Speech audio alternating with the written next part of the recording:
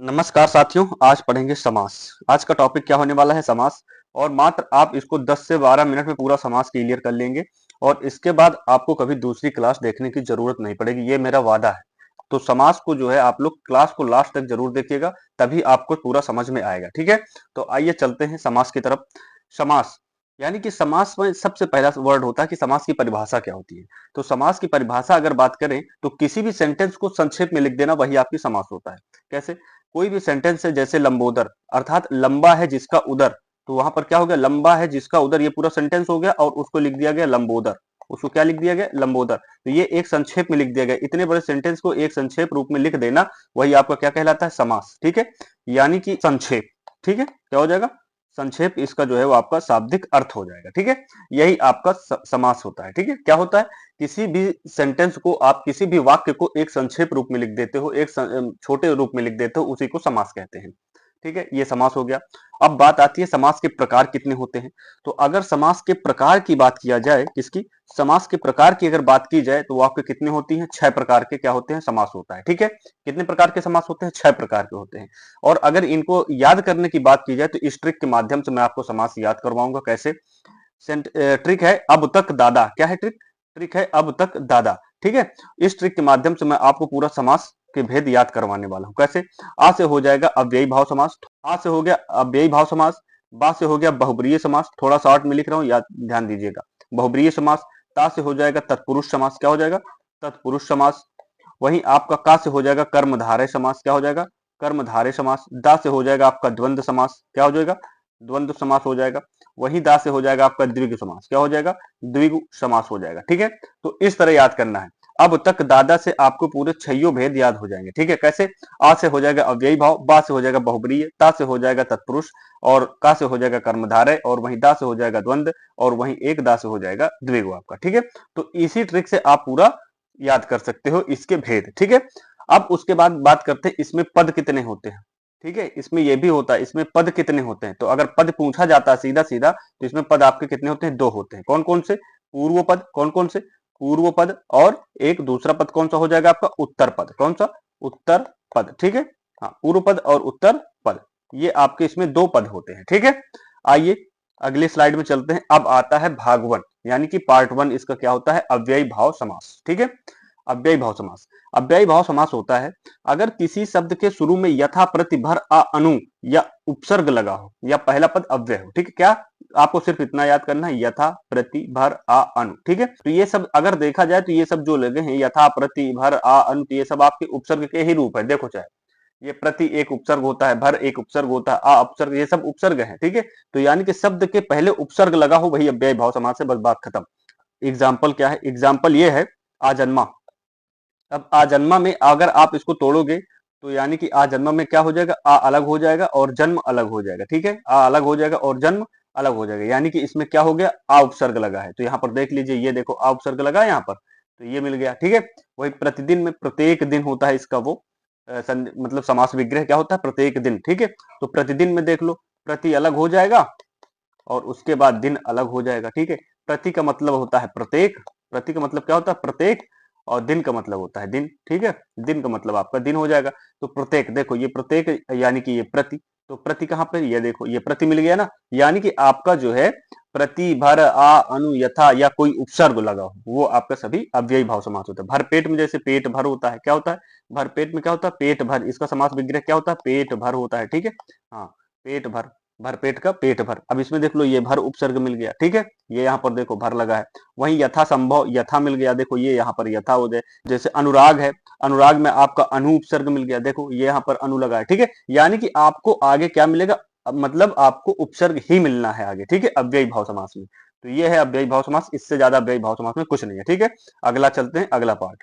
Part number 2 क्या कहता है? तत्पुरुष समास। क्या है पार्ट नंबर 2? तत्पुरुष समास। जहां पर कारक चिन्हों का लोप हो या कारक चिन्हों की चर्चा की जाए, बात खत्म। जहां पर कारक चिन्हों का लोप हो जाए या कारक चिन्हों के बारे में बात की जाए, जहां पर जैसे जैसे देख लो चिड़ी मार। अब चिड़ी मार जो है आपका, ये क्या है? चिड़ी मार जो है आपका, जैसे चिड़ी को मारने वाला, क्या हो जाएगा? चिड़ी, चिड़ी को को मारने मारने वाला। अब जैसे ये हो गया चिड़ी मार, यानी चिड़ी को मारने वाला, तो यहां पर को क्या हो गया? कर्ता ने कर्म को, यानी कर्म तत्पुरुष हो जाएगा। यहाँ पर क्या हो जाएगा, यहाँ पर कर्म तत्पुरुष हो जाएगा। ठीक है, तत्पुरुष आपका हो जाएगा। ठीक है, और बात की जाए कर्म तत्पुरुष हो जाएगा यहाँ पर। ठीक है, बात की जाए कि तत्पुरुष समास के भेद कितने होते हैं, तो तत्पुरुष समास के जो सॉरी उसके कारक के जो भेद होते हैं, यानी कि कारक के जो भेद होते हैं वो आपके 8 हो जाते हैं। कितने, 8 भेद हो जाते हैं। तो जितने भेद कारक के हो जाएंगे उतने ही तत्पुरुष के भी भेद हो जाएंगे। ठीक है, यानी कि जितने कारक होंगे उतने तत्पुरुष हो जाएंगे। अब यही अगला देखते हैं, रोगग्रस्त। क्या है, ये आपका है रोगग्रस्त, यानी रोग से ग्रस्त। किससे, यानी रोग से ग्रस्त। किससे, रोग से ग्रस्त है। ठीक है, हाँ रोग से ग्रस्त है। तो यानी कि अब यहाँ पर देख लो, से आ गया ना, यानी कि से, ये कर्ता ने कर्म को करण से, यानी करण तत्पुरुष हो जाएगा। यहाँ पर क्या हो जाएगा, करण तत्पुरुष हो जाएगा। ठीक है, और वहीं अगर बात की जाए रसोई घर, क्या हो जाएगा, रसोई घर। तो रसोई घर में देखो, रसोई के लिए घर, किसके लिए, रसोई के लिए घर। तो यहाँ पर के लिए आ गया ना बीच में, रसोई के लिए घर। तो ये जो के लिए है ये आपका क्या हो जाएगा, ये भी तत्पुरुष समास हो जाएगा। ये कारक है, कौन सा कारक है, संप्रदान के लिए, तो संप्रदान कारक हो जाएगा। ठीक है, सत्याग्रह, सत्याग्रह मतलब सत्य का आग्रह। ठीक है, तो यहाँ पर का आ जाएगा बीच में, सत्य का आग्रह। तो यहाँ पर क्या हो जाएगा, का हो जाएगा बीच में। ठीक है, तो यहाँ पर कर्ता ने कर्म को करण से संप्रदान के लिए अपादान से अलग होने का अर्थ। ठीक है, ऐसे याद करना है इसको आपको कारक। तो किसी क्लास में मैं कारक को अच्छी तरीके से समझा दूंगा। ठीक है, अगला आप चलते हैं, अगला पार्ट। अगला पार्ट है पार्ट नंबर 3। क्या है, कर्मधारय समास। आपका क्या चीज, कर्मधारय समास। जहां पर है जो, जहां पर है जो के समान आ जाए, बस का बात खत्म, वहां पर कर्मधारय समास हो जाएगा। ठीक है, या अब देखो इसको किस लिए याद किया जाता है, पहला पद दूसरे पद की विशेषता बताता है। इसको किस लिए याद किया जाता है, क्योंकि देखो बहुब्रीहि और कर्मधारय में काफी संशय रहता है, काफी ज्यादा गलत होने के चांसेस रहते हैं, क्योंकि ये एक समान दिखते हैं देखने में इनकी परिभाषाएं। तो आप लोगों को यह भी याद करना बहुत जरूरी होता है कि पहला पद दूसरे पद की क्या करता है, विशेषता बताता है। ठीक है, तो लेकिन आप अगर ऐसे ही पूछ लिया जाए तो बस केवल इतना आपको याद करना है, क्या चीज है जो के समान, बस। अब जैसे देखो नील कमल, अब यहाँ पर नील कमल जो आपका उदाहरण है, नीला है जो कमल। क्या है, नीला है जो कमल, नीला है जो कमल। ठीक है, नीला है जो कमल। अब यहाँ पर जो नीला है जो आ गया ना बीच में, ये देखो है जो, ये वाला वाक्य आ गया ना बीच में, है जो, ये शब्द अगर आ जाए आपका क्या हो जाएगा, कर्मधारय समास हो जाएगा। अब जैसे पीतांबर, पीला है जो अंबर। क्या है, पीला है जो अंबर। ठीक है, पीला है जो अंबर। ठीक है जो अंबर, पीला है जो अंबर। ठीक है, हाँ ये देखो अब यहाँ पर भी क्या आ गया, है जो आ गया ना, तो ये भी आपको क्या हो जाएगा, कर्मधारय समास हो जाएगा। चरण कमल, अब देखो चरण के समान कमल, मतलब कमल के समान चरण।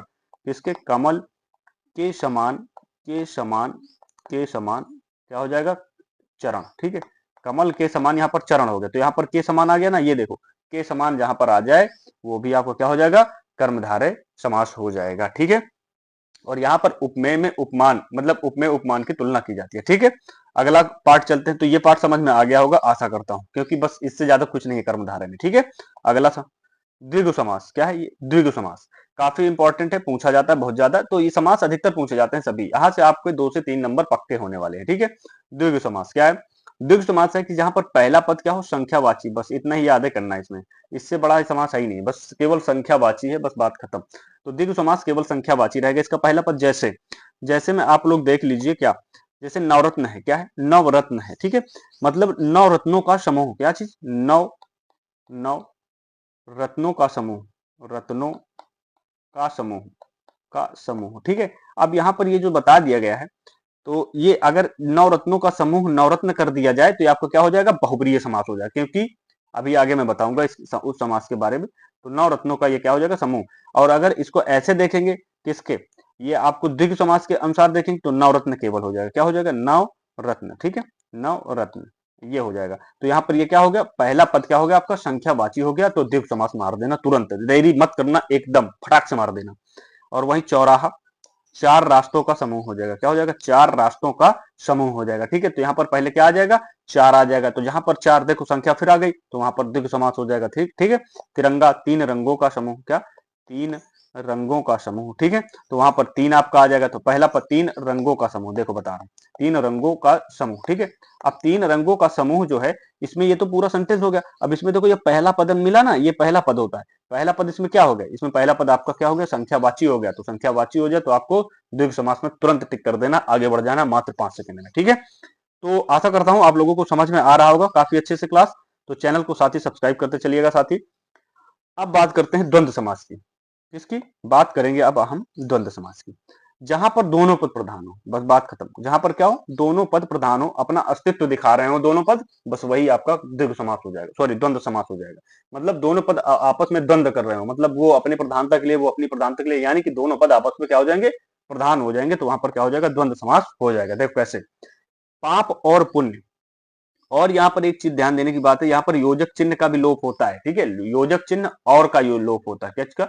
योजक चिन्ह और का लोप हो जाता है। ठीक है, कभी कभी। अब देखो, जैसे पाप पुण्य है, पाप पुण्य में अगर हम योजक लगा दें तो योजक चिन्ह आ जाएगा। अब यहाँ पर योजक चिन्ह का लोप है, यहाँ पर क्या है? नहीं है, तो लोप है। ठीक है, और यहाँ पर इसको ऐसे भी लिख सकते हैं, पाप और पुण्य। कैसे लिख सकते हैं?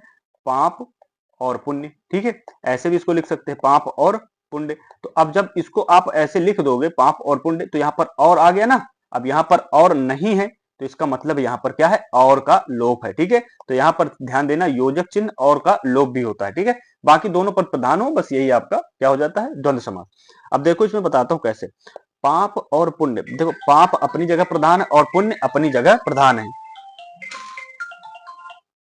ठीक है, पाप अपनी जगह प्रधान है और पुण्य अपनी जगह प्रधान है। देखो कैसे, पाप और पुण्य में देखो, पाप लिखो पहले, पाप लिखो, फिर उसके बाद और लगा दो बीच में, फिर उसके बाद पुण्य कर दो।